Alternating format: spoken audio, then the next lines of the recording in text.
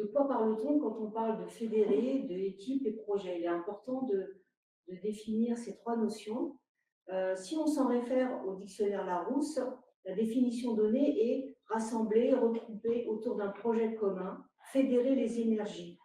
Autrement dit, fédérer une équipe, c'est souder les membres d'un groupe de personnes, c'est surtout créer de la cohésion. Alors, pourquoi travailler en équipe? Travailler en équipe, c'est la mise en commun des énergies et des compétences de chacun, et c'est un moyen aussi d'élargir le champ des possibilités éducatives.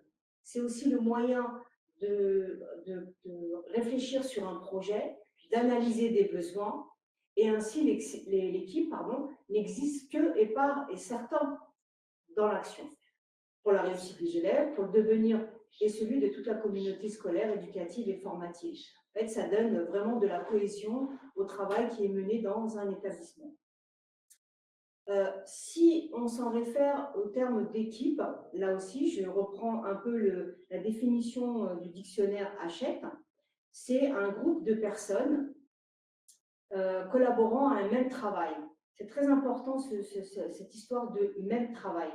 Donc l'équipe, on en revient à ce qu'on reprend dans le dictionnaire, pardon, groupe de personnes ayant des compétences et des tâches différentes, mais qui travaillent ensemble sur un projet, un service ou un objectif commun, avec un maillage de fonctions et un soutien mutuel.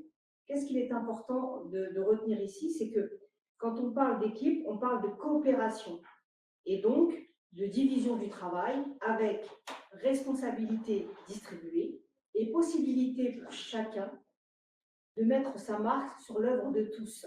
Et ça, c'est important. Donc, une équipe est donc tout à la fois un groupe avec des tâches différentes, une instance de décision, un groupe de réflexion et un lieu de formation, de transformation et d'innovation.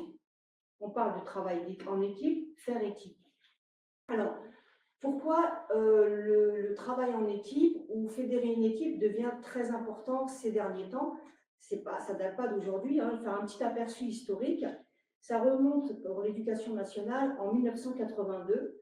Toutes les notes de service ou circulaires de rentrée insistent sur l'opportunité du travail collectif des enseignants et de la création d'équipes pédagogiques.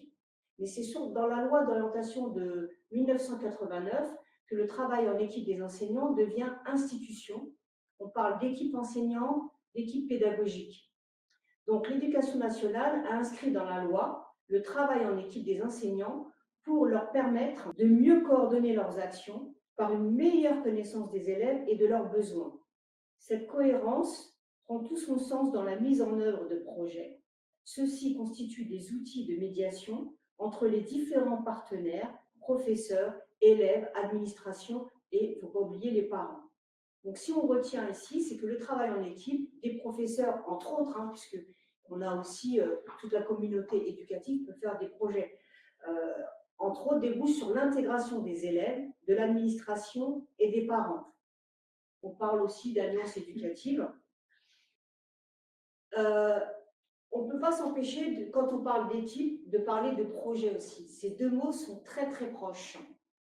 Et en fait, le projet définit les principes, précise le cadre de fonctionnement, et l'équipe constitue l'instrument qui permet son élaboration. C'est pour ça qu'on dit que ces deux termes sont très proches.